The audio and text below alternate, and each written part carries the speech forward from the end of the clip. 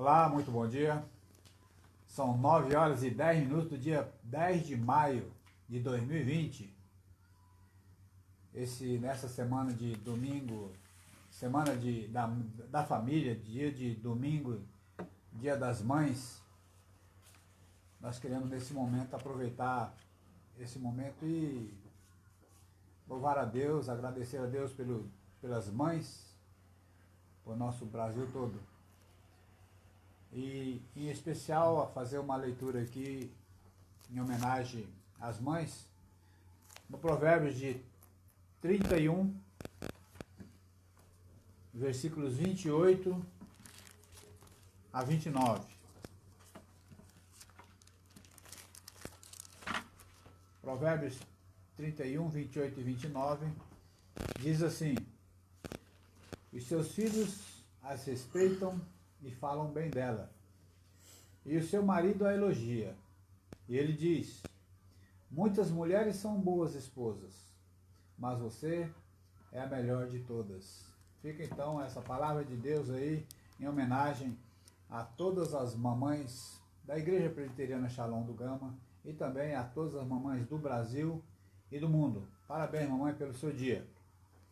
Estamos então iniciando a nossa live aí da Escola Dominical da Igreja Presbiteriana Shalom, transmitida direto aí pela página do Face da igreja. Se você quiser compartilhar conosco, participar desse momento em que vamos estar adorando ao nosso Deus, louvando ao nosso Deus e também falando da sua palavra, pregando a tua palavra. Compartilhe com seus amigos, nos seus grupos, esse momento. Quero fazer uma saudação agora então aos nossos irmãos, presbítero Carlos Chagas, vocal e dirigente do nosso Ministério de Louvor. Seja muito bem-vindo, meu irmão. Amém. Graça e paz, amada igreja. Kelso, nosso irmão Kelso, instrumentista também da Shalom, violonista. Vocalista Amém. também. Graça e paz. Vocalista também. E o nosso irmão e seminarista Elias, que vai nos trazer a palavra logo mais a seguir. Amém. Graça e paz, igreja. Amém. É vocalista também, não? Não é não? Muito bem. Vamos fazer então a abertura oficial da nossa Escola Dominical, lendo a palavra de Deus que está registrada no livro de Êxodo 33, versículos 9 e 10.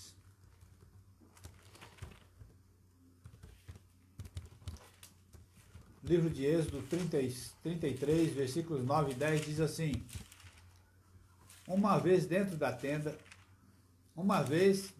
Moisés da tenda, descia a coluna de nuvem e punha-se à porta da tenda, e o Senhor falava com Moisés. Todo o povo via a coluna de nuvem que se detinha à porta da tenda. Todo o povo se levantava, e cada um, à porta da sua tenda, adorava ao Senhor. É o que nós faremos agora, nesse momento. Vamos adorar ao nosso Deus, vamos louvar ao nosso Deus, de uma forma um pouquinho diferente, né? Através das redes sociais, através dessa live. Então, onde você está, pode-se chegar à tenda, digamos assim, né? Curve-se diante de Deus, adore a Deus, acompanhe esse momento de adoração e louvor. Vamos orar? Senhor nosso, louvamos o teu nome, porque o Senhor é bom. A tua misericórdia dura para sempre. A tua graça, Pai querido, é infinita. Louvamos o teu nome pelo teu poder maravilhoso.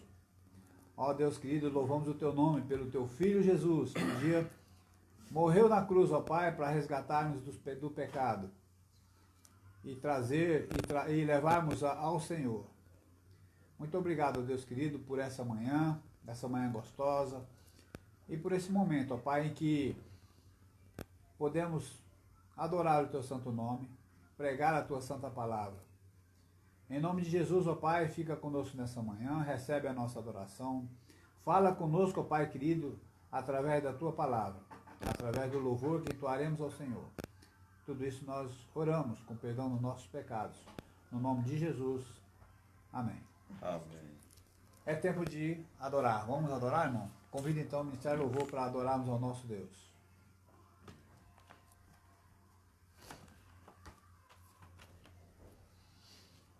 Tem uma letra aí, mano? Hino 11. 11. Todos que nos acompanham, por favor, abra seu inário ou então seu celular, smartphone. Hino de número 11, Trindade Santíssima. Hino de número 11, Trindade Santíssima.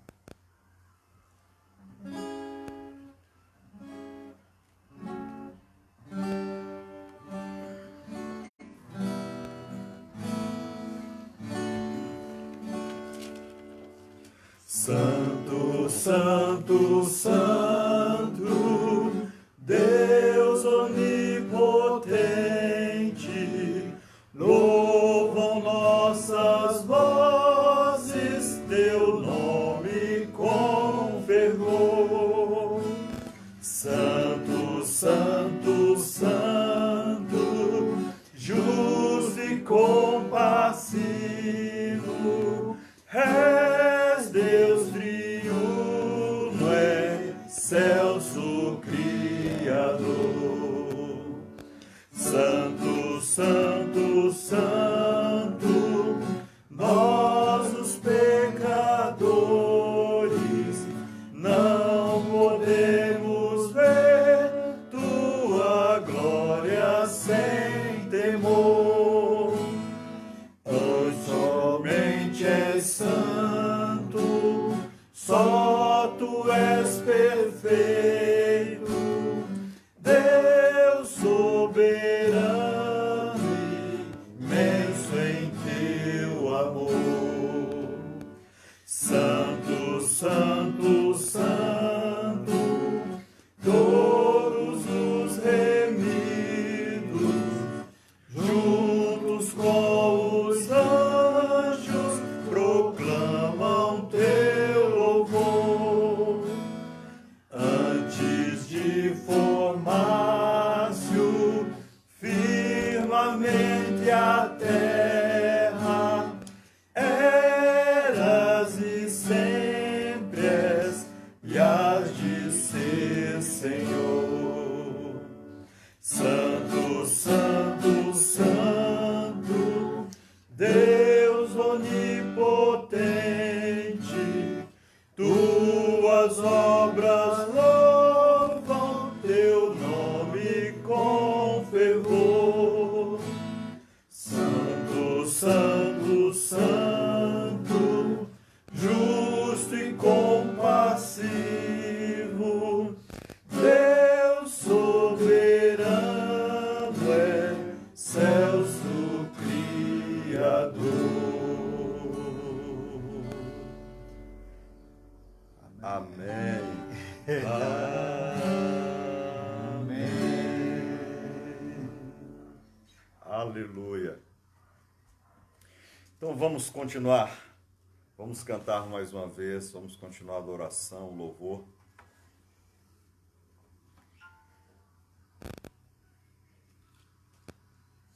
Vamos entoar, então, Vaso Novo. Música Vaso Novo, uma música bem difundida no seio da igreja, no meio do povo do Senhor.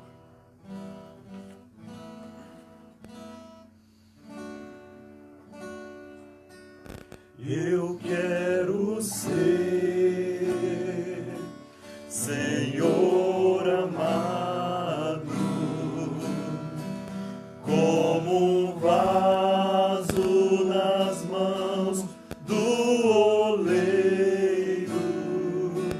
Quebra minha vida e faz-a de novo. Eu quero ser, eu quero ser um vaso novo, mas teu querer, Senhor amado, és oleiro e eu este vaso. Quebra minha vida e faz-a de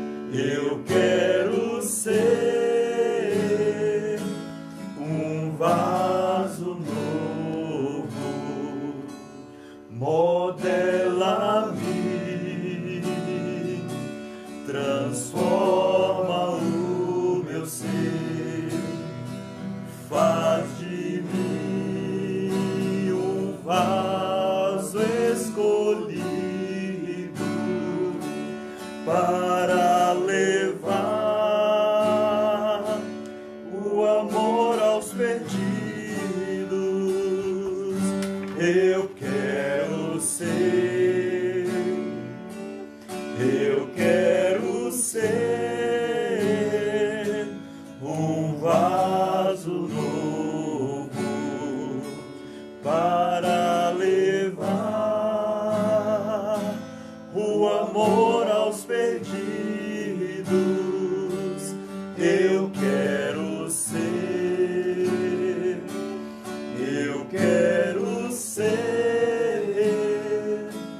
um vaso novo. Aleluia. Louvado seja o nosso Senhor. Vamos cantar, amada igreja, a música que tem o título Meu Coração Transborda de Amor. Grande amor pelo nosso Senhor, grande amor por nossa família, nossas mamães, que hoje tem comemorações especiais, mas todos os dias nós sabemos tem de ser dia das mães. Então, o nosso coração transbordante de amor, nós dedicamos primeiramente ao nosso Senhor, ao nosso Salvador, e também dedicamos às nossas mamães. Amém. Glórias a Deus.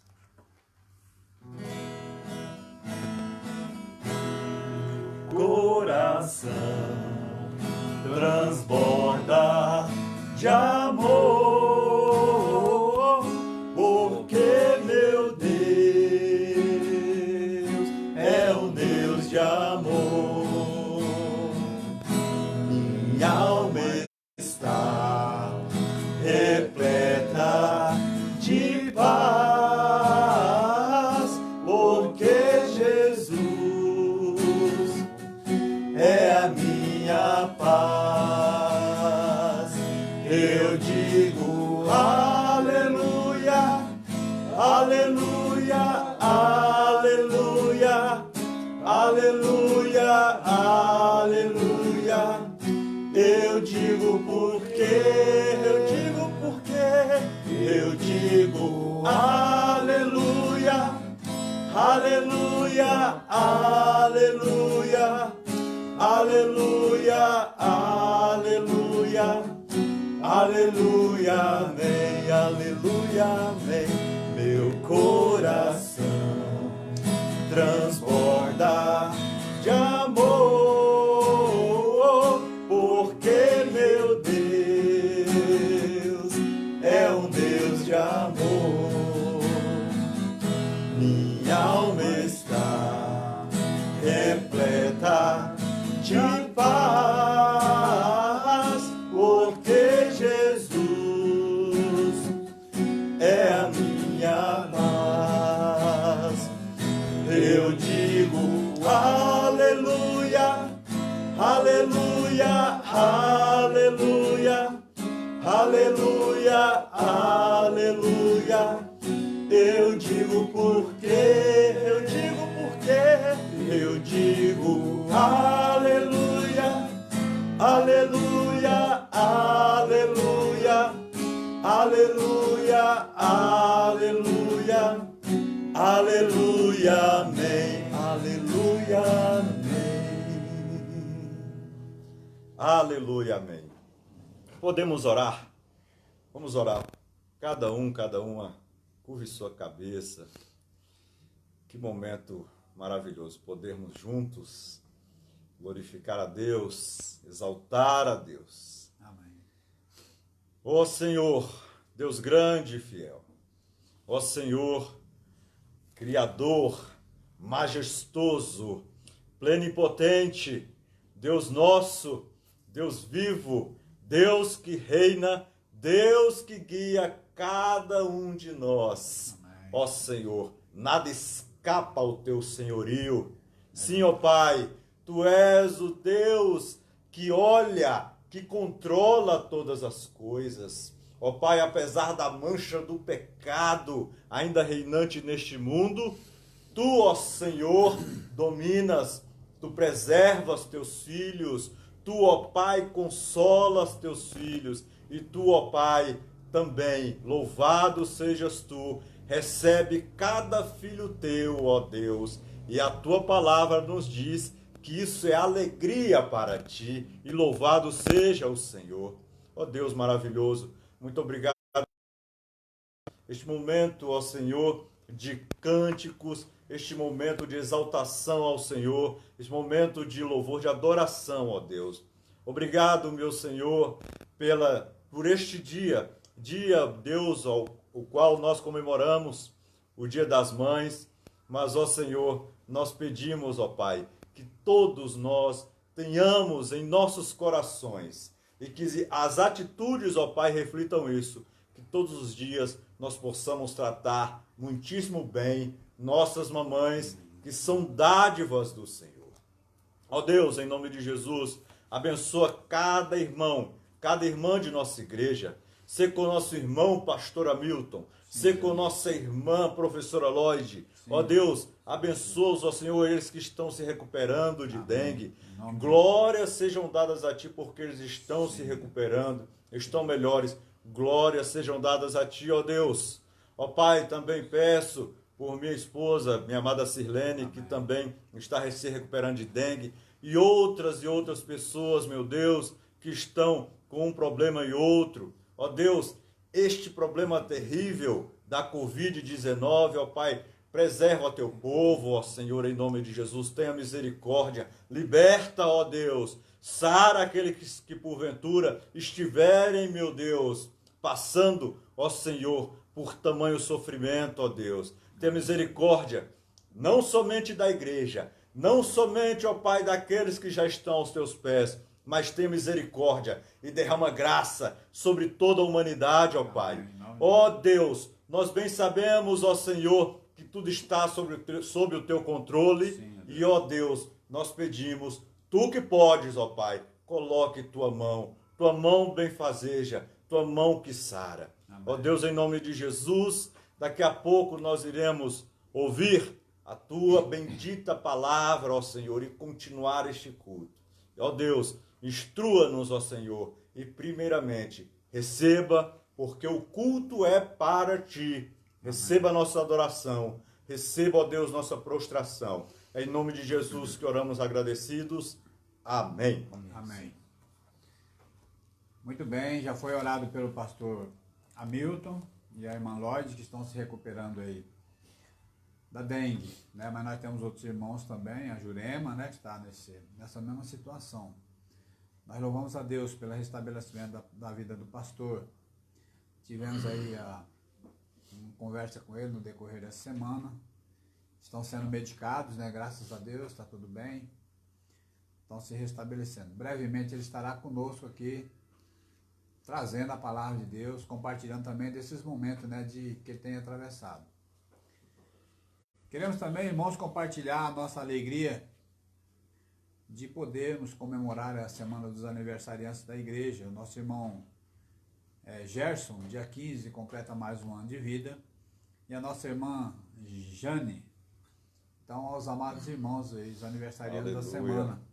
Aleluia. Vamos adorar o nosso Deus com uma oração em atitude de adoração. Também, irmãos, eu quero pedir oração pelo Felipe Bianco, é o nosso regional da empresa, que perdeu a sua irmã no dia de ontem. Aliás, na verdade foi dia sábado, né? Sexta-feira. E ontem ele teve que viajar. Então, orar para que Deus esteja abençoando a família dele, dando paz, né? Segurando, na verdade, a vida deles, dando conforto à vida deles e de toda a família. Quero convidar o nosso irmão Elias, que nos dirige a Deus nesse momento. Também orar pelos irmãos que estão desempregados, estão vendo aí que se alastra cada dia que passa, né? São empresas que estão fechando, empresas que estão demitindo, funcionários que já não estão recebendo integralmente seus salários. Já temos na própria empresa também essas situações. Pedir que Deus tenha misericórdia dessas vidas e que Ele restabeleça o mais rápido possível a situação do Brasil. Afinal, nós falamos que o Brasil é do Senhor Jesus e Ele está no controle de todas as coisas. Amém? Oramos então com o nosso irmão seminarista Elias e logo em seguida nós também já passamos então a palavra a ele, que vai nos trazer espiritual nessa manhã da parte do Senhor Jesus. Aleluia. Senhor Deus, nós Louvamos e bendizemos o Teu nome por tudo que o Senhor tem feito em nossas vidas, por Tua bondade e Tua misericórdia para conosco, ó Deus, Teu povo. Nós Aleluia, queremos Senhor. nesse momento, ó Deus, levar, ó Deus, diante de Ti os enfermos, ó Deus, os enfermos da nossa igreja, não somente os enfermos da nossa igreja, Deus, mas todas as pessoas que estão acometidas de doenças, de momento também de sofrimento e dor que nós passamos, não apenas em nossa nação, mas em todo o mundo. Sim, Deus. E nós queremos te pedir, ó Deus, que o Senhor seja com os enfermos segundo a tua vontade, que o Senhor possa restabelecer a saúde, ó Deus, dos nossos irmãos, ó Deus, das pessoas que estão sofrendo. Eu também coloco a minha amada esposa diante de ti nesse momento, também que está doente, ó Deus. Que o Senhor possa restabelecer, ó Deus, a saúde da Daiane segundo a tua vontade, segundo o teu querer. Nós queremos também, ó Deus, nesse momento te apresentar a situação do nosso país, uma situação difícil, ó Deus, uma crise que se estabelece em meio a um momento de doença, Misericórdia, onde Senhor. o país às Misericórdia. vezes se divide, ó Deus, entre uns que defendem um ponto e outros que defendem outro ponto diferente. Mas nós queremos colocar diante de Ti, ó Deus, e pedir que o Senhor cuide de nós, que o Senhor nos pastoreie, ó Deus, que o Senhor cuide da liderança, ó Deus, da nossa nação, ó Sim, Deus, Deus, dos Senhor. governantes do nosso país, e que eles possam fazer o melhor, ó Deus, segundo a Tua vontade para nós, ó de Deus, Jesus. a nação brasileira. Nós sabemos que o Senhor é que deve ser a direção, ó Deus, a Tua palavra que deve ser a direção da nossa vida. Mas nem todos os nossos governantes, os nossos líderes, ó Deus, entendem assim. É verdade. Mas apesar disso, ó Deus, ou mesmo acima disso, o Senhor está no controle de todas as coisas. É verdade. E o Senhor, ó Deus, pode realizar grandes coisas através dessa pandemia, Com desse certeza. sofrimento que nós estamos passando. Então nós Sim, queremos ó te Deus. pedir, ó Deus, que o Senhor tenha misericórdia das pessoas que estão enfermos, que estão com o coronavírus. Também Sim, queremos ó te Deus. pedir, ó Deus, Restabelece a saúde que o de cada um Senhor deles. tenha misericórdia das pessoas que estão desempregadas, ó Deus, que estão perdendo seus empregos. Oh, Deus. Ambos os problemas, ó Deus, são difíceis de enfrentar. É questão de doença, é questão de sobrevivência também em relação a alimentos, em relação ao sustento também, Deus. Então, nós colocamos e te pedimos que o Senhor nos dê sabedoria e nos dê força para enfrentar essa situação juntamente, ó Deus. Que nós possamos nos unir, ó Deus, como povo, como nação, e não nos dividir nesse Amém, momento ó tão difícil. Fica conosco, ó Deus. Nós oramos, apresentando, ó Deus, e pedindo que em nome de Jesus o Senhor nos abençoe. A palavra, Deus abençoe.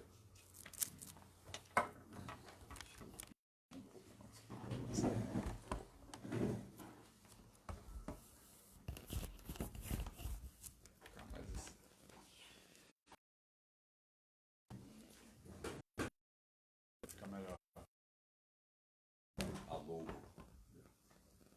Pegar a logo ali atrás. A logomarca. O que aconteceu aí? Desligou?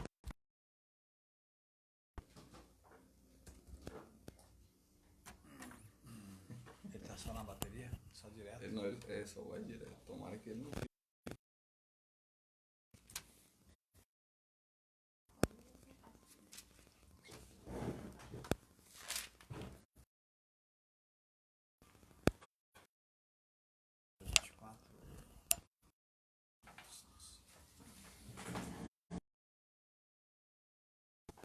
Mais?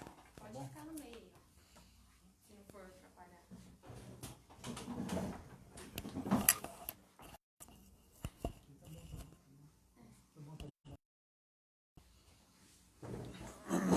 Meus irmãos, a graça e a paz. Amém. Saiu aqui do ar um pouquinho. Eu peço para que os irmãos abram aí as suas. No livro de Mateus, no capítulo de número 16, nós faremos aí a leitura de 3 versículos apenas, os 3 primeiros versículos aí de Mateus 16.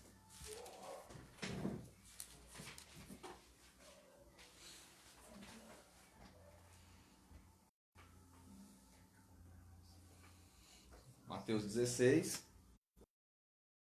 Pedir que os irmãos também fiquem aí com a Bíblia aberta. Nós também vamos ler o capítulo. E também, se os irmãos quiserem também já deixar preparado aí, 2 Tessalonicenses, o capítulo 2 também nós vamos dar uma olhada bastante aqui hoje. Irmãos, eu vou falar aqui a respeito da segunda vinda de Jesus, e eu quero pedir para os irmãos,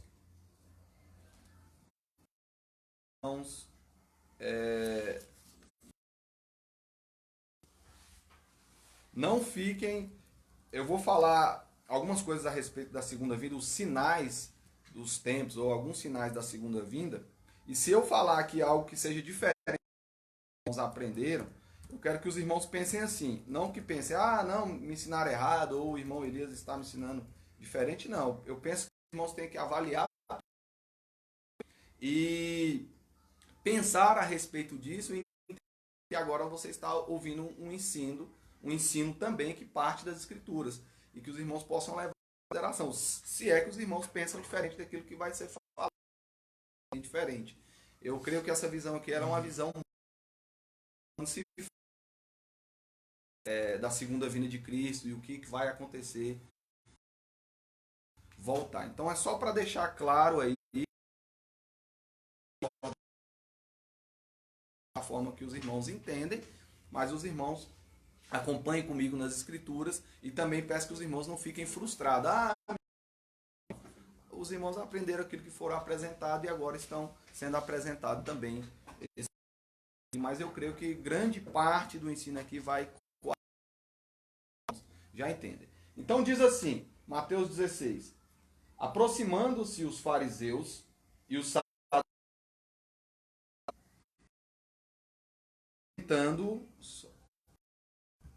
tentando pediram que lhe mostrasse um sinal vindo do céu. Ele, porém, lhes respondeu, chegada a tarde, dizeis, haverá bom tempo, porque o céu está avermelhado, e pela manhã, hoje, haverá tempestade, porque o céu está de um vermelho sombrio. Sabeis, na verdade, discernir o aspecto do céu, e não podeis discernir os sinais dos tempos. Então Jesus está falando, vocês sabem discernir os aspectos do céu, mas vocês não sabem discernir os sinais dos tempos. Aqui tentando Jesus, pedindo para ele um sinal. Jesus falou, vocês sabem quando vai chover, vocês olham e falam, está ficando escuro, vai chover. Ou está claro, não vai chover. Então vocês conseguem discernir esses sinais, mas não conseguem discernir os tempos. Falando em relação aos sinais dos tempos, eu quero colocar aqui com os irmãos que eu vou falar a respeito dos que precederão a segunda vinda de Cristo. Ou seja, algumas coisas, alguns sinais que vão acontecer antes que Cristo venha. Para ficar mais didático, os sinais que evidenciam a graça de Deus. Aí nós temos a proclamação do Evangelho para todas as nações. Nós temos a salvação da plenitude de Israel, ou de todo Israel. Temos um segundo grupo, que são os sinais que indicam oposição a Deus. A tribulação, a apostasia e o anticristo.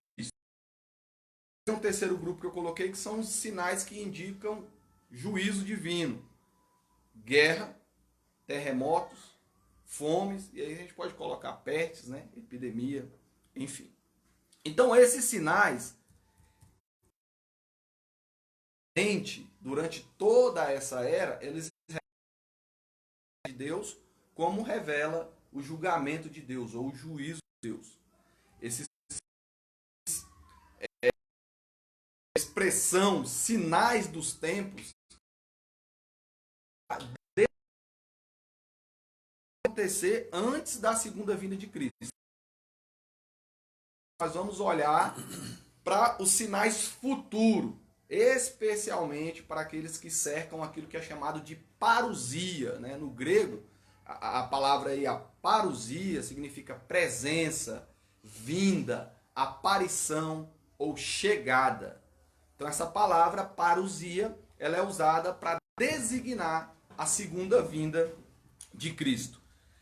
Para falar a respeito da segunda vinda de Cristo, eu quero falar aqui antes, para deixar mais claro para os irmãos depois, quando a gente entrar aqui no texto de Mateus 24, de 2 Tessalonicenses, que existe equivocadas de interpretar os sinais. Existem algumas formas equivocadas de interpretar os sinais dos tempos.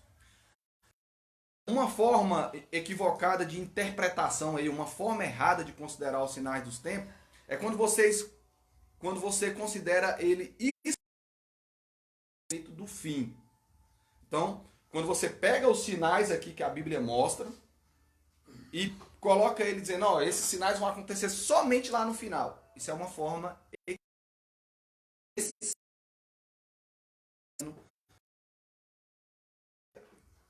Outra compreensão errada é quando você considera os sinais apenas como sinais anormais, espetaculares, catastróficos.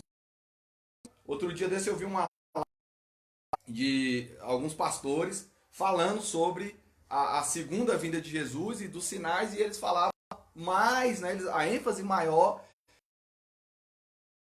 Então, você viu aquela nave que o pessoal lá dos americanos lá sendo terrestre. Você viu que tem várias pessoas em vários cantos ouvindo vozes, e o mar está revolto, e a lua está se escurecendo, a lua não vai dar sua claridade. E esses sinais catastróficos ou anormais, Jesus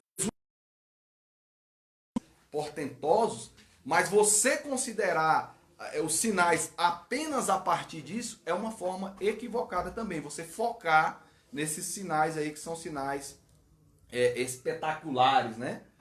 Então, o próprio Jesus, ele advertiu contra isso, quando ele disse assim, lá em Mateus ele fala, não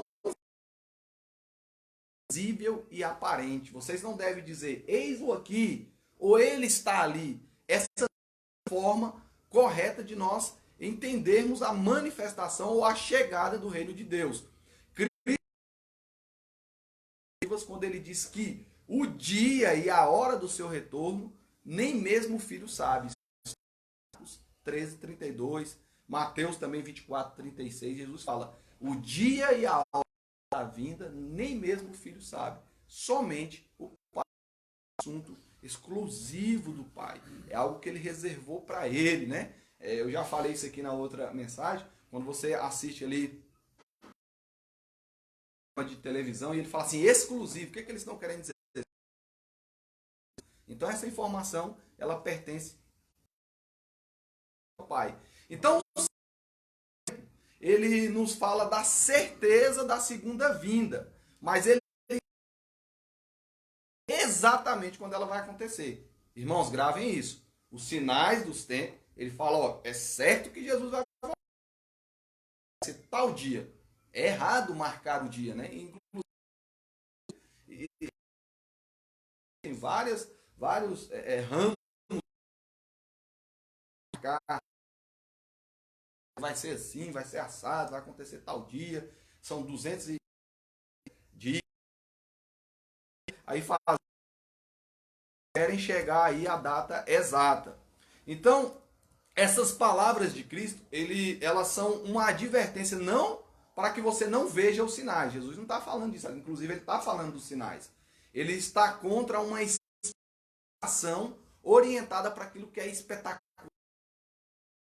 para aquilo que é exato. Ele está falando contra isso. Mas você deve olhar.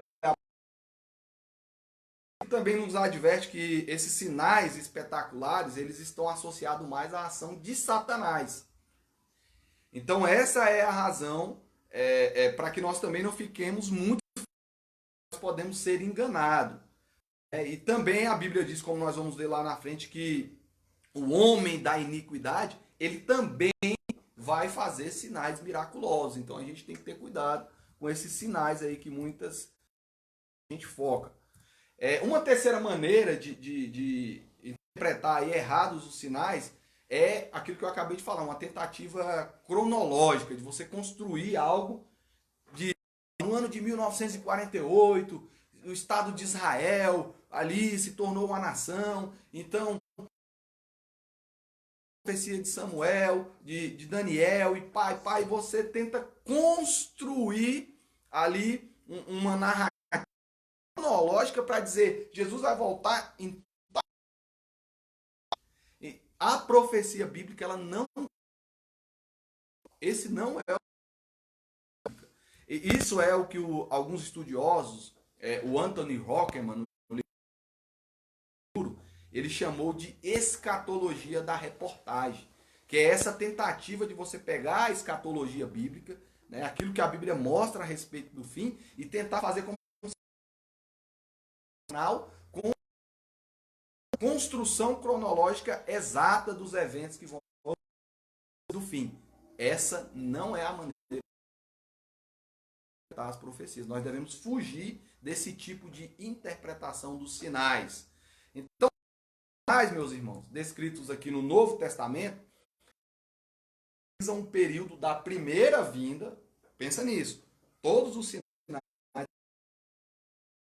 da primeira vinda de Cristo até a sua segunda vinda.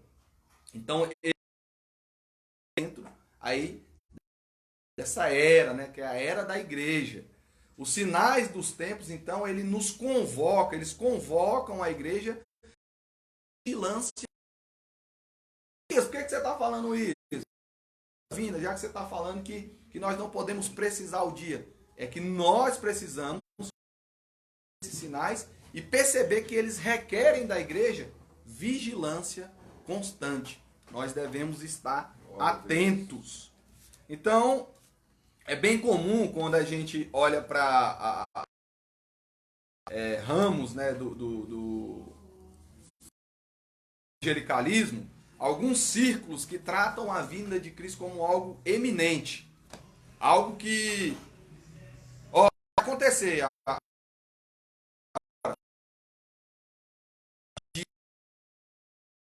E ela, eminência, eles estão querendo dizer que não precisa acontecer algumas coisas antes que Cristo venha de novo. Essa posição ela nos traz dificuldade. Uma vez que o Novo Testamento, meus irmãos, ele nos mostra algumas coisas que precisam acontecer para que a parousia, antes da parousia, antes da volta de Cristo, algumas coisas têm que acontecer. Nós vamos falar sobre elas aqui. Eles estão presentes dentro de toda a era cristã. Tem um carro aqui, barulho, né? E só um momentozinho. Acompanhe aí, fique atento aí no que eu estou falando.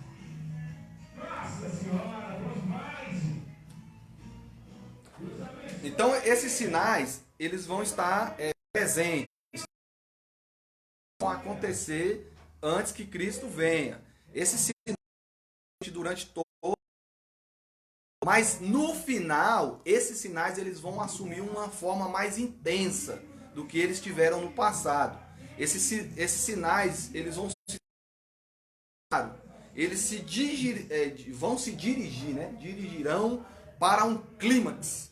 Vai acontecer uma intensificação de todos esses sinais. Esse é um ponto que nós precisamos guardar. Então, a apostasia será muito difundida aí quando você pensa a respeito disso. Deixa eu ver aqui. Essa, por exemplo, a apostasia ela vai ser algo difundido, vai gerar uma grande perseguição, vai gerar um grande que vai levar à tribulação.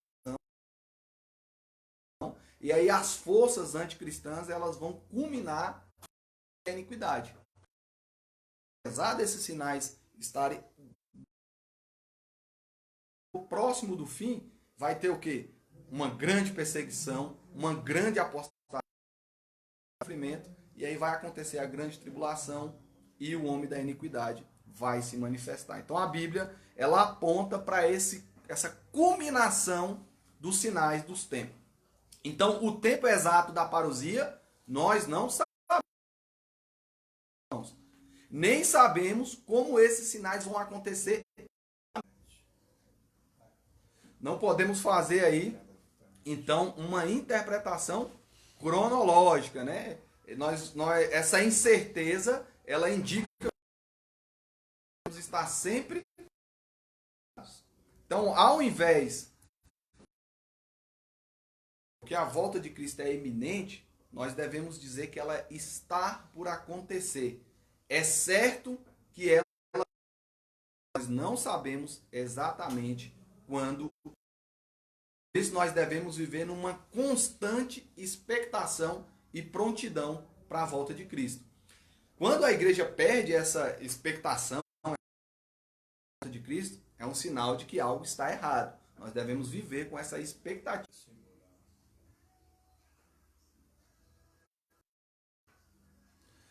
Então agora nós... A internet deu um probleminha aqui. Nós prontidão para a volta de Cristo. Então nós vamos falar agora do primeiro sinal. O primeiro sinal de Cristo é a vocação dos gentios, a proclamação do evangelho. E esse sinal, como eu já disse, é um sinal que ele indica a graça de Deus. Então nós temos muitos textos da Bíblia que afirmam que o evangelho do reino será proclamado a todas as nações antes da... No sermão profético de Cristo, lá em Mateus 24, ele nos ensinou que o evangelho deveria ser pregado às nações antes da parousia. Ele disse o seguinte: e será pregado, pode ver aí em Mateus 24, 14. Peço para os irmãos que fiquem com a Bíblia aí em Mateus 24 aberta, que eu vou ficar citando aqui os textos. O evangelho do reino por todo o mundo, para testemunho das nações, então virá o fim. Por exemplo, as redes sociais, que é uma forma do evangelho ser propagado, ser levado como para as nações. Nós temos que ter essa palavra aqui, testemunho para as nações. A gente precisa entender, tem pessoas que dizem assim, enquanto a última pessoa não ouviu o evangelho, Jesus não volta. Irmãos, não é isso que significa esse texto aqui. Testemunho para as nações, vou dar um exemplo aqui, tosco, grosseiro, mas talvez fique claro. Vamos supor que aqui no Gama, o evangelho chegasse lá no setor leste. Não é? Chegou no setor leste o evangelho. Isso é testemunho para o sul, para o setor norte, de que o evangelho existe. Então chegou lá, já é um testemunho para os outros setores. Testemunho. É isso. Você pode não conhecer as doutrinas do budismo, mas você sabe que existe. É um testemunho para você que é aqui. Então hoje nós temos as redes sociais levando o testemunho para as nações. O evangelho ele está sendo aí se tornando algo público, né? Muito reconhecido. Quase todo mundo, eu penso, sabe, né? Quase todas as nações já têm o testemunho de que o evangelho ele existe. E nós temos também que ter humildade que somente Deus ele poderá saber quando esse sinal foi totalmente cumprido. Posso falar, como eu acabei de falar, muitas pessoas, várias nações já tiveram testemunho, mas só Deus sabe quando exatamente esse sinal foi cumprido. Então, de que o evangelho está sendo pregado por todo mundo, um sinal seguro, veio a primeira vez, mas não nos conta exatamente quando isso aconteceu. Então, enquanto isso, a igreja ela deve continuar proclamando fielmente o evangelho por todo mundo, sabendo que as missões elas vão continuar até a segunda vinda. As missões aí devem continuar. Então, se a pregação do evangelho como testemunho para as nações, sinal, o segundo sinal aí é a conversão de Israel. Seria a salvação da plenitude de Israel. Esse segundo sinal, ele também é um sinal que indica a graça de Deus. Em Romanos, no capítulo 11, o versículo 25, o versículo 20, porque não quer que ignorar, para que não sejais presumidos em vós mesmos, que veio endurecer parte até que haja entrado a plenitude dos gentios, e assim todo o Israel será. Irmãos, uma coisa que precisa ficar claro, existe uma linha de interpretação que entende Jesus vai voltar, aí tem um parêntese na história para que Deus salve todo Israel. Essa é uma linha bastante conhecida, talvez a linha mais conhecida entre os evangélicos. Eu entendo que não é essa a forma correta de entender aqui o todo Israel será salvo. Eu entendo que todo Israel são todos os de Deus, os escolhidos de Deus dentro da nação que está sendo salvo, como eu disse. Então todo Israel, todos os eleitos de Deus dentro da nação de Israel que está sendo salvo durante toda essa era. Eu fiz um diagramazinho aqui, ó, para os irmãos. Eu não sei se vai os irmãos entenderem aqui. Eu coloquei aqui, ó. Assim todo Israel será salvo. Essa é a forma mais comum, mais conhecida. Entende-se que aqui está a primeira vinda de Cristo, né? E aqui a segunda vinda. E aqui está o número dos gentios que vão sendo salvos. E depois há um parêntese aqui, tá vendo? O número dos gentios. Acontece a segunda vinda, então todo Israel é salvo depois da segunda vinda. Eu entendo que essa forma é uma forma equivocada. A forma primeira vinda, segunda vinda de Cristo, o número total dos gentios e dessa maneira todo Israel. Então não existe distinção entre a igreja e Israel. O judeu hoje, ele não é mais o povo de Deus segundo as pessoas entendiam antes. O judeu, ele é o povo de Deus hoje quando ele é inserido na igreja. Quando ele é salvo e colocado dentro da igreja pela fé em Cristo, ele se torna aí o povo escolhido de Deus, vamos dizer assim. Então essa é a forma correta de entender. Então os judeus eles vão continuar sendo salvos até o fim dessa presente dispensação, da mesma forma que os cristãos são salvos, pela fé em Jesus Cristo. Não existe um parêntese aí. Então agora nós vamos pensar nos sinais que indicam oposição a Deus, que é a tribulação, a apostasia e o anticristo. Nós vamos tratar primeiramente aí do sinal tribulação. O Novo Testamento, ele fala acerca da tribulação e nós precisamos perguntar o que ele nos fala a respeito dessa tribulação. Para responder essa pergunta, a respeito aí do sinal da tribulação, nós temos que continuar aí no sermão profético de Jesus, e no seu sermão escatológico, que está lá no 4, como eu já pedi para os irmãos. E esse sermão, ele é difícil de interpretar. Por que essa passagem ela é difícil de interpretar? É porque em algumas partes desse discurso, aqui no capítulo 24, Jesus ele está se referindo à destruição de Jerusalém. Isso vai acontecer no futuro próximo.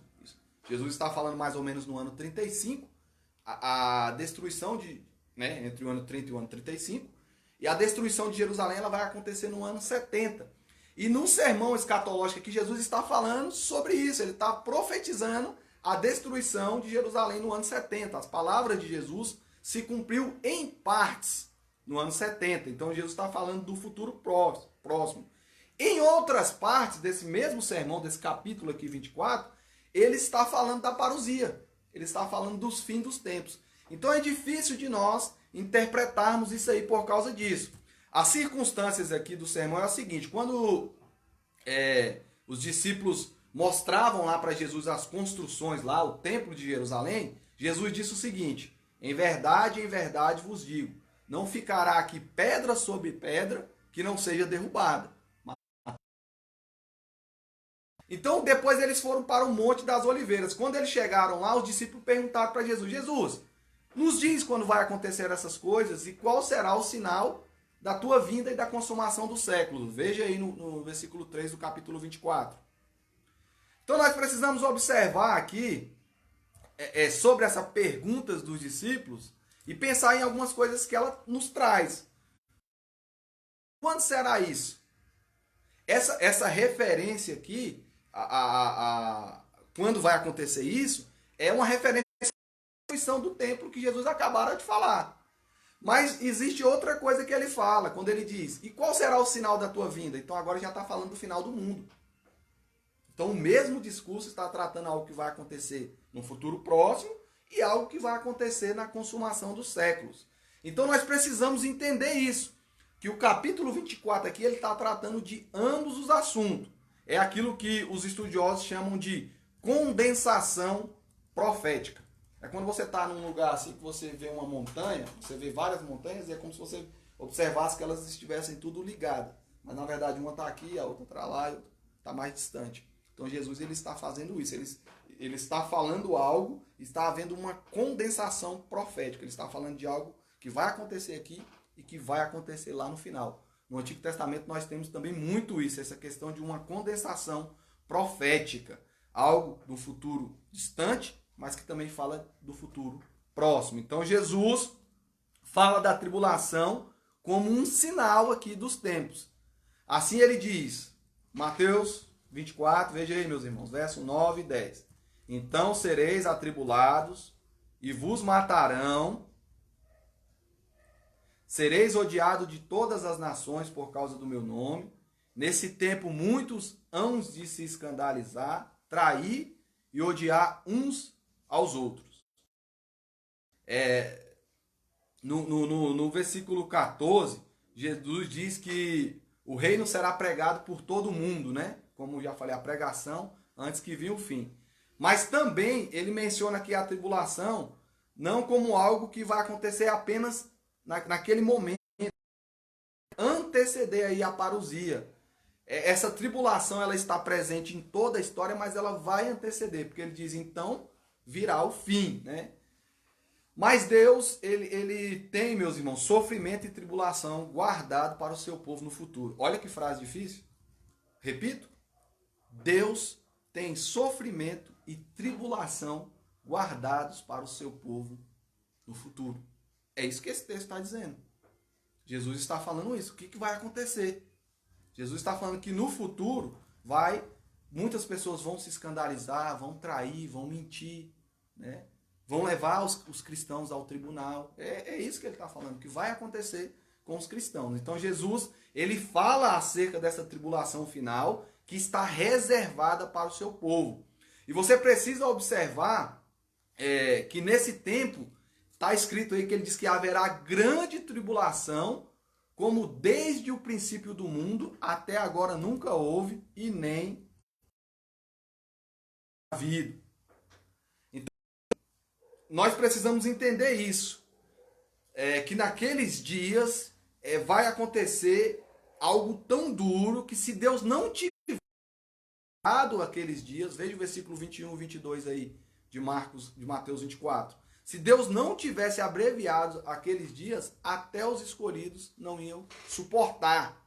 Então não tem havido e nem jamais aconteceu essas palavras aí também de que Deus precisa abreviar esse tempo. Isso significa que uma tribulação tão grande vai acontecer e ela vai superar todas as tribulações que já aconteceu desde o começo do mundo. Desde que existe o ser humano. Esse é o significado. Vai haver uma intensificação. Jesus ele está olhando aqui, além dessa tribulação que aconteceu no ano 70, quando Nero entrou em Jerusalém, profanou o templo, matou os cristãos, lá as mulheres grávidas, lá quando diz ai das grávidas, não é que a criança vai ser arrebatada e vai sumir. O significado foi que quando Nero entrou em Jerusalém no ano 70, ele matou as crianças. O soldado ali romano cortava ali a barriga da mulher e o bebê caía lá no chão e ele matava. Ai das grávidas por isso. Essa tribulação grande que prefigura uma tribulação mais grave que vai acontecer no final. É isso. Né? Quando Jesus fala, se você estiver em cima do telhado, não desce não, viu? Para pegar alguma coisa dentro da casa, não. Quando você vê o abominável da desolação, você vaza, você corre. Quem está em cima do telhado, corre. Ore a Deus para que a sua fuga não aconteça no inverno. Por quê? Como é que uma mulher grávida vai fugir no inverno? Naquele tempo, como é que você vai fugir no inverno? Então, Jesus ele está falando isso.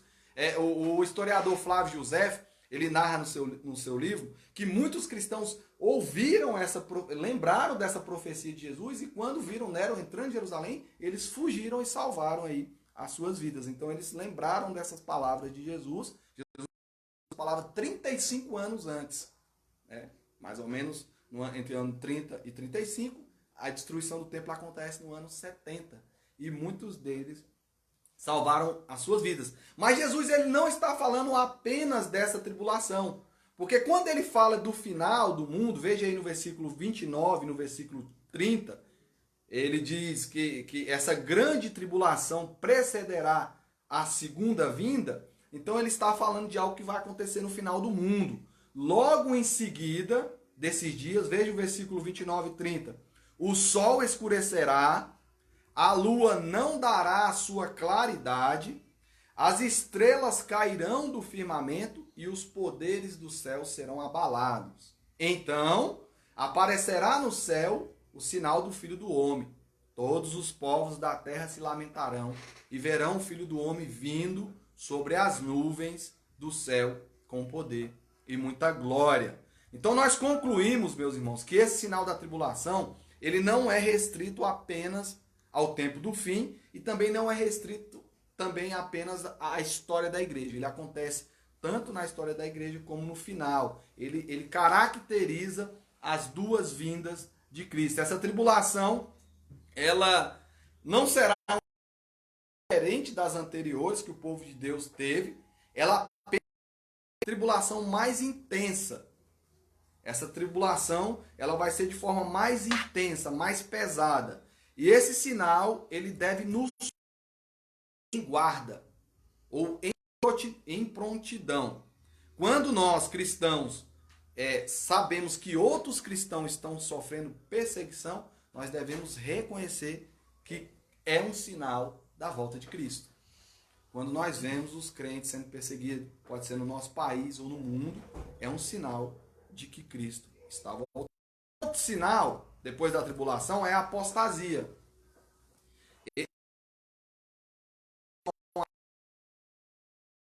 Seu reino. O sinal da apostasia também está lá no sermão profético de Jesus. Se você pegar aí o capítulo 24, o versículo 10, o versículo 12 e o versículo 24, Cristo ele nos fala de uma apostasia nos seguintes termos. Olha o que ele diz.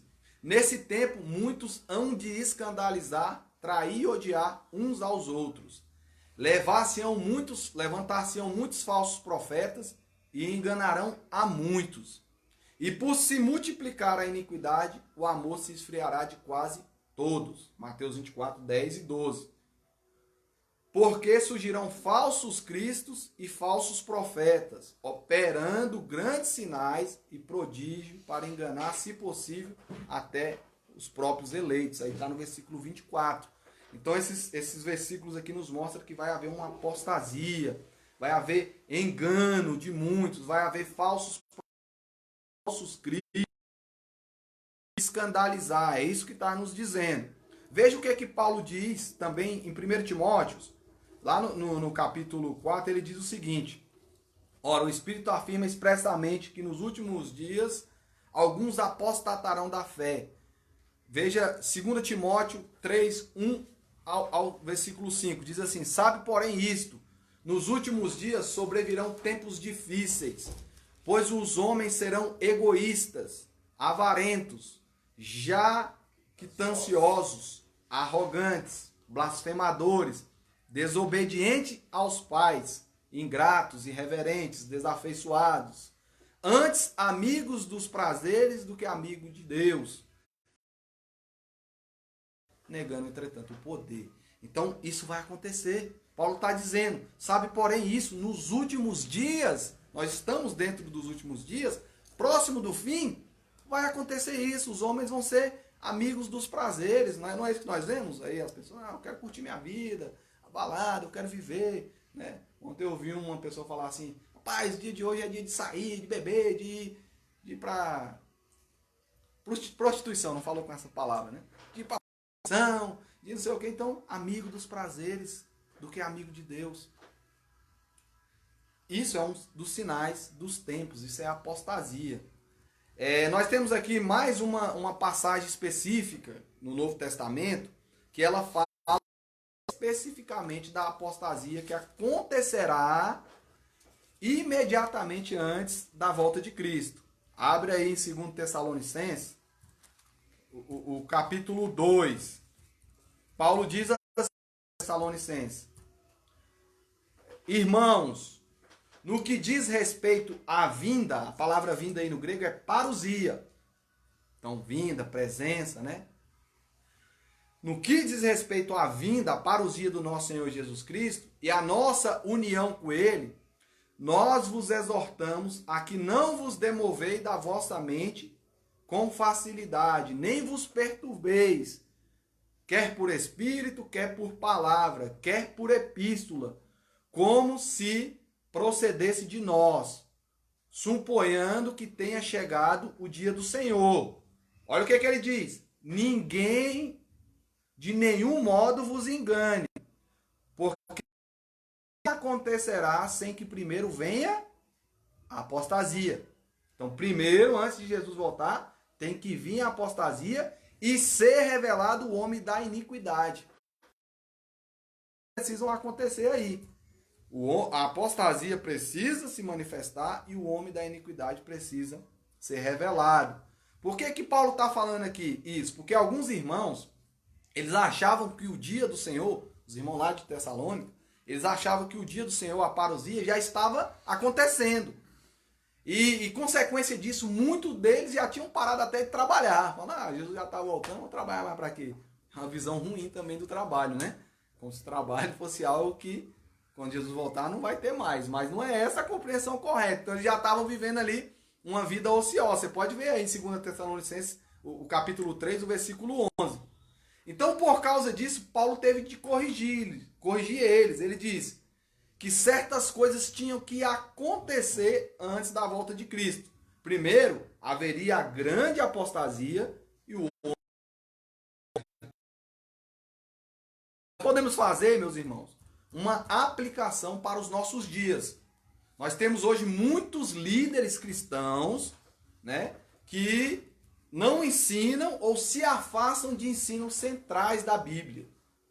Não ensinam sobre a ressurreição, ou negam a ressurreição. Negar a ressurreição, meus irmãos, não é simplesmente virar e falar assim: eu não acredito que Jesus ressuscitou. É você viver a sua vida cristã e não tocar nessa doutrina. Você como pastor, você como líder, nunca prega para a sua igreja a respeito da doutrina da ressurreição. Você está negando a doutrina. Você está vivendo como se ela não existisse. Isso é uma forma de apostasia. A concepção virginal, então você nega que criado pelo poder do Espírito Santo lá no ventre de Maria. Como você nega isso? Quando você vive a sua vida cristã sem falar nisso. Ou você pode negar abertamente, dizer, não, eu não creio, porque dentro da história humana, todo mundo que existe tem que ter a relação entre o homem e a mulher. Eu não acredito nessa de que Deus colocou lá dentro da barriga da virgem o seu filho, né, através do Espírito Santo. Isso é conversa, é balela. Então, isso é uma forma de apostasia. Você negar a morte substitutiva de Cristo. Como você nega isso? Você vive apenas olhando para Cristo como um exemplo. Você prega Cristo apenas como um exemplo do amor e nunca toca na realidade de que, na verdade, ele nos substituiu também.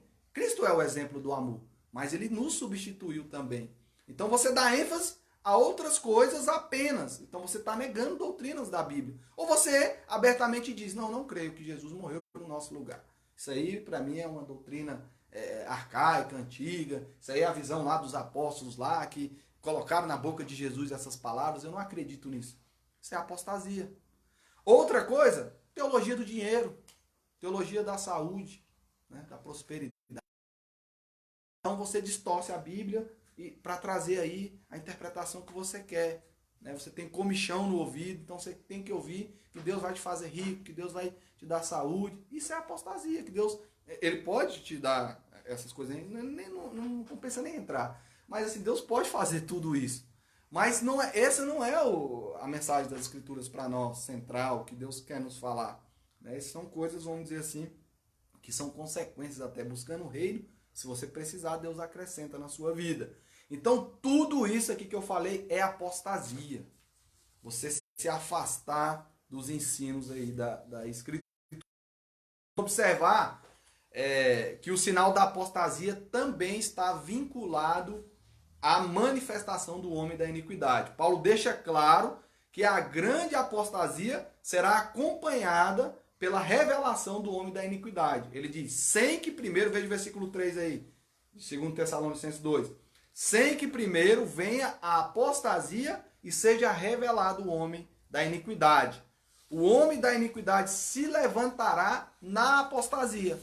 Então, quando chegar esse tempo de apostasia, o clímax da apostasia, o homem da iniquidade vai se revelar. A apostasia será intensificada também com o aparecimento dele. Né? Então, você vê faces da mesma moeda. Tanto ele se revela na apostasia, como a apostasia o aparecimento do iníquo será segundo a eficácia de Satanás. Está no versículo 9 e 10 aí, de 2 Tessalonicenses. Com poder, com sinais, com prodígio, com mentira, com engano. Ele vai fazer injustiças, né? E para que as pessoas acreditem nele. E negando a verdade aí, fiquem com esses sinais que ele traz. Então, nós podemos esperar que a apostasia final, ela vai trazer consigo aí o homem da iniquidade. Então agora nós vamos falar desse homem da iniquidade, que é o anticristo.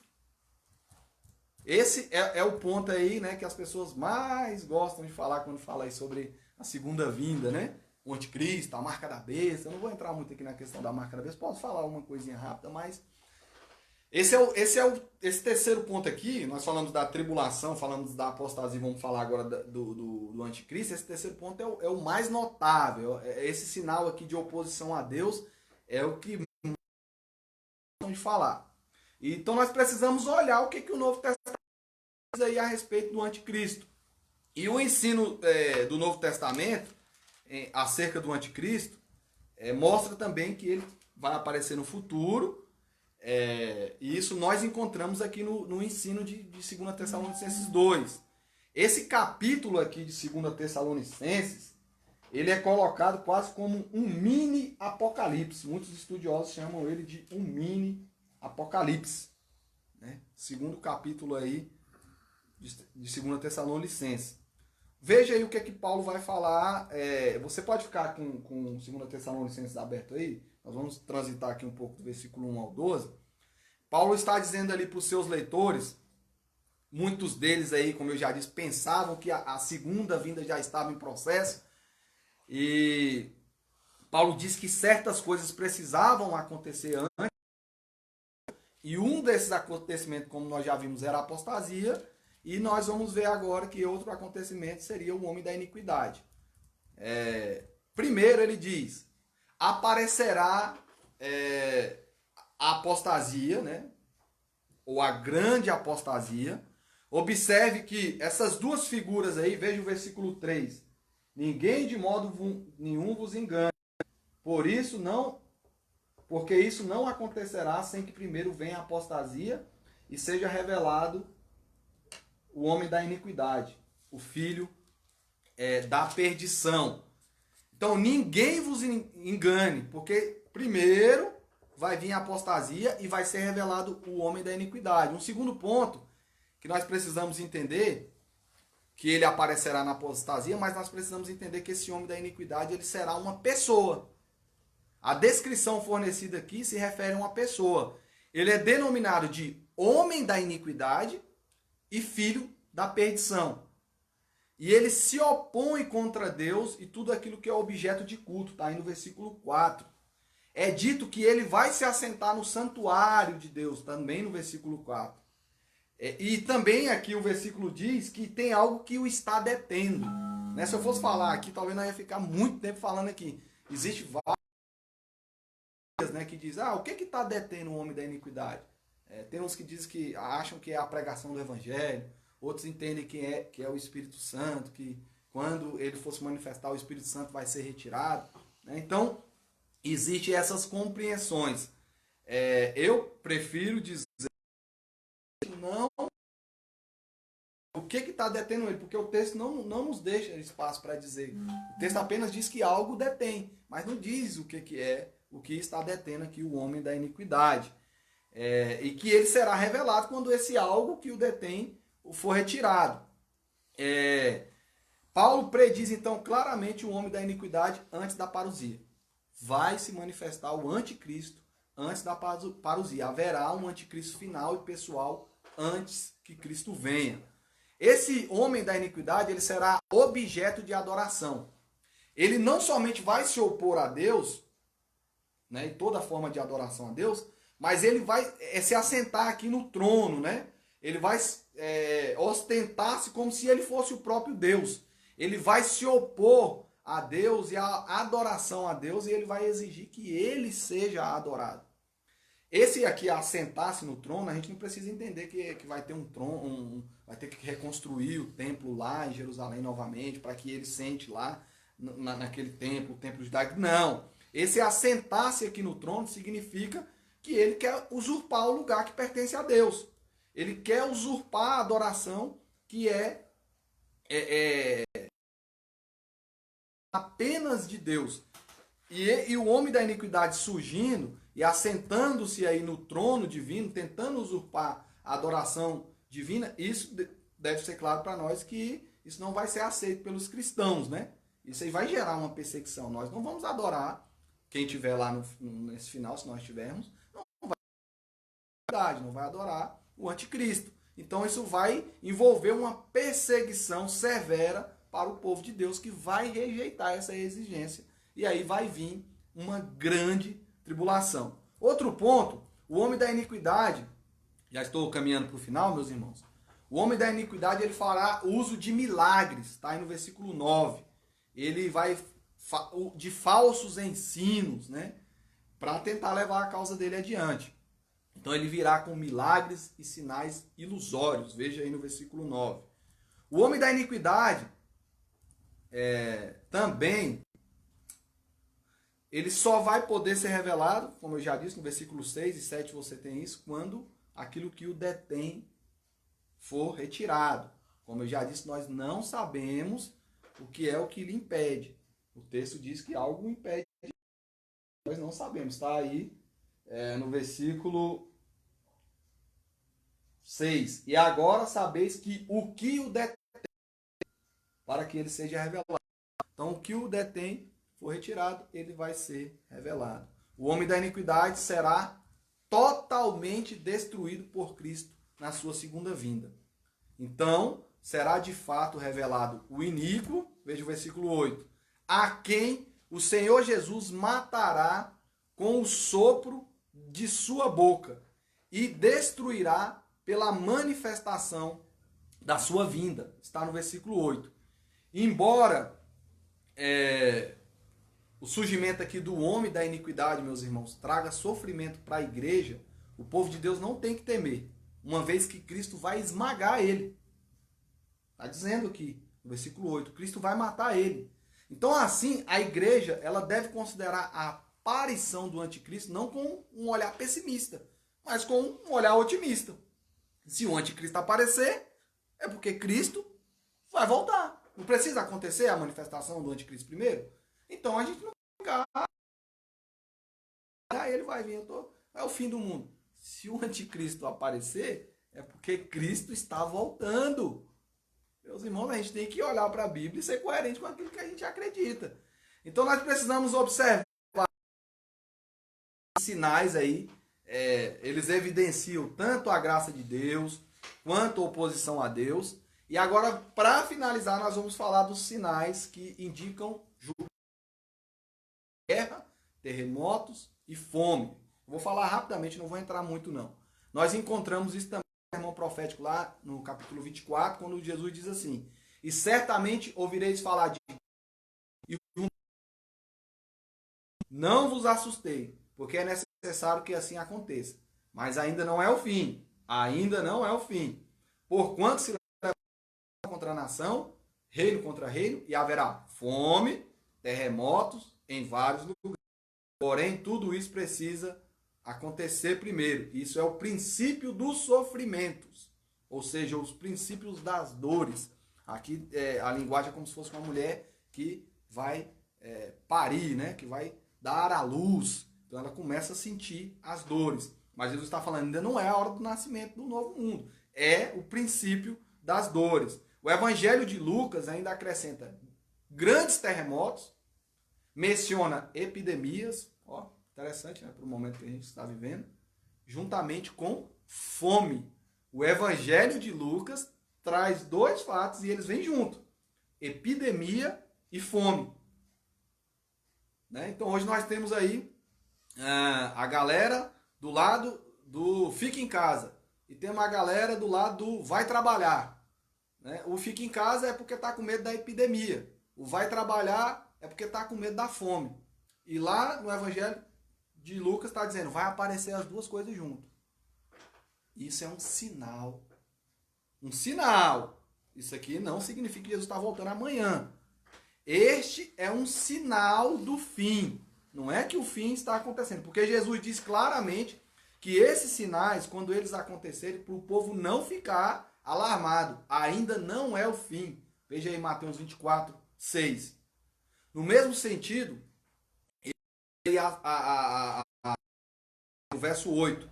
Todas essas coisas são princípio das dores. Então, o que está acontecendo são princípio das dores, mas ainda não é o fim. Então, quando acontecer guerra, terremoto, fome, nós não devemos supor que Cristo agora está voltando eminentemente. Nós não podemos dizer isso. Nós podemos dizer que esses sinais apontam para o fim e que são uma garantia de que o fim vai chegar. É certo. O Covid-19 e o desemprego, ele garante para nós que o fim vai chegar. É um sinal. Não está dizendo que o fim é agora, mas está dizendo que é um sinal de que o fim vai chegar. Então, os sinais, eles são aí indicação. Irmãos, guarda esse último ponto. Apenas uma pequena introdução. A gente pode falar em um outro estudo apenas da marca da besta, mas guarde isso. Quando eu falei aqui a respeito da escatologia da reportagem, né? Para a gente fugir dessa visão, dessa escatologia da reportagem, que seria você pegar um evento que acontece e tentar ler a Bíblia a partir daquele evento. Quando nós devemos fazer o contrário, ler o evento a partir da Bíblia. Então, a marca da besta ele já foi alvo de muito polêmica entre os evangélicos, quando surgiu o código de barra, né? Aí a marca da besta aqui é o código de barra, outro não, é o computador, é a televisão, né? Mas, olhando para a Bíblia, desde lá do Antigo Testamento, a Bíblia deixa claro para o seu povo. Quando você vai lá no livro de Apocalipse, que é um livro altamente simbólico, então a gente precisa ter cuidado ali na interpretação dele, ele mostra muito que Satanás ele parodia Deus. Ele gosta de copiar aquilo que Deus faz. Então, assim como Deus marca o seu povo, Satanás quer marcar os seus também. Ele marca os seus. E o livro de Apocalipse fala dessa marca, que é o 666, fala para quem é homem.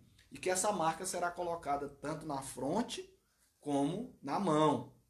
Lá no Antigo Testamento, o seu povo também na testa e marcava na mão.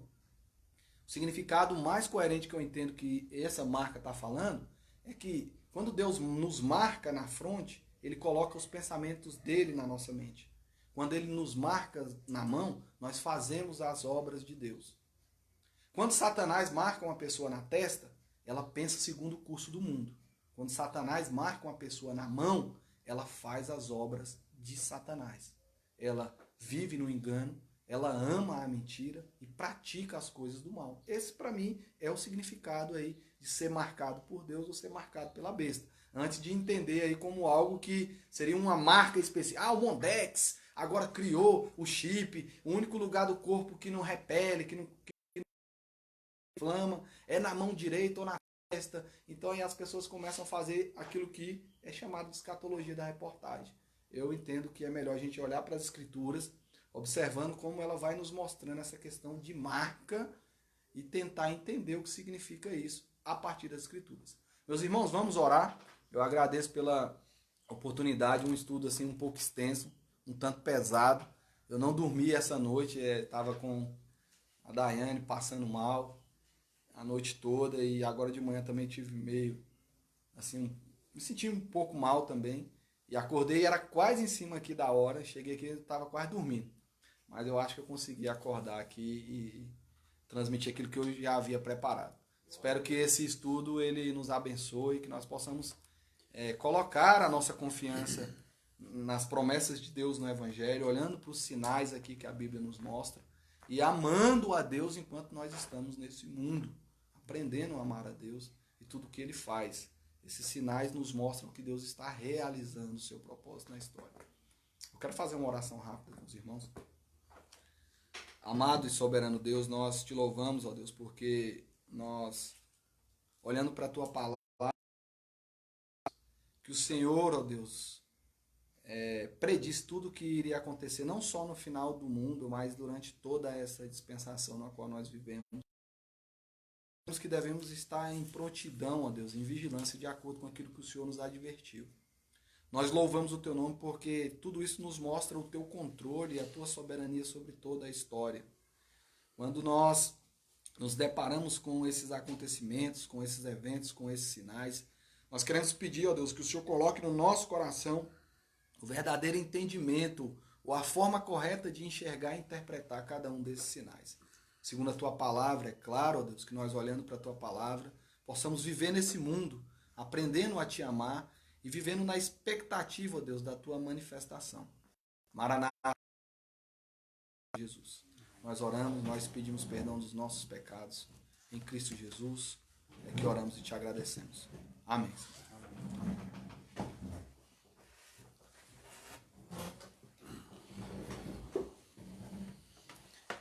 Muito bem, abençoada palavra, bons esclarecimentos, excelente explanação da palavra de Deus. Eu estava refletindo aqui que sempre que Deus quer falar com o seu povo, o primeiro atingido é o servo, o portador da sua palavra. Mas glórias a Deus, né? Quase impedido aí pela enfermidade da esposa, o sono dele, mas Deus o honrou. Fique firme, varão. Levando a palavra de Deus, se preocupando em trazer a mensagem, né, para aquilo que você foi escolhido. Tribulações vêm, né? Provações vêm, mas aquele que prometeu é fiel, ele cumpre.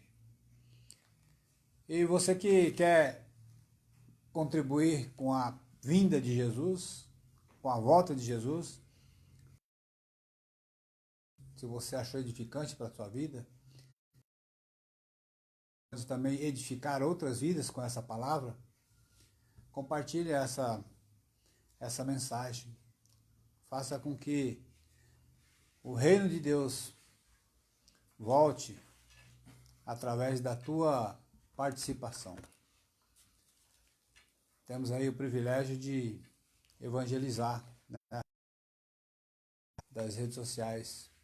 Às vezes a gente compartilha tanta bobeira, tanta palavra sem sentido, às vezes até mesmo palavra de terror para outras vidas, e não compartilhamos uma palavra que verdadeiramente traz vida. E essa é a palavra que edifica, que esclarece o sentido da verdadeira vida. Logo mais à noite nós teremos também a participação do pastor Adeilson, que vai nos trazer a mensagem. Então te convido também às 19 horas a estar conosco. Quero reforçar que hoje é o dia mães. Nós louvamos a Deus pela vida de todas as mamães. Que elas sejam, nesse momento, alcançadas com a nossa gratidão. Quero ler o versículo 18 aí de 2 Tessalonicenses, que nosso irmão citou. 2 Tessalonicenses, versículo 18.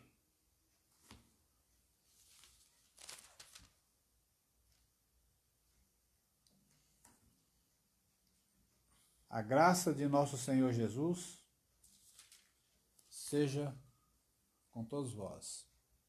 Um abençoado domingo e até mais à noite, no nome do Senhor Jesus. Amém?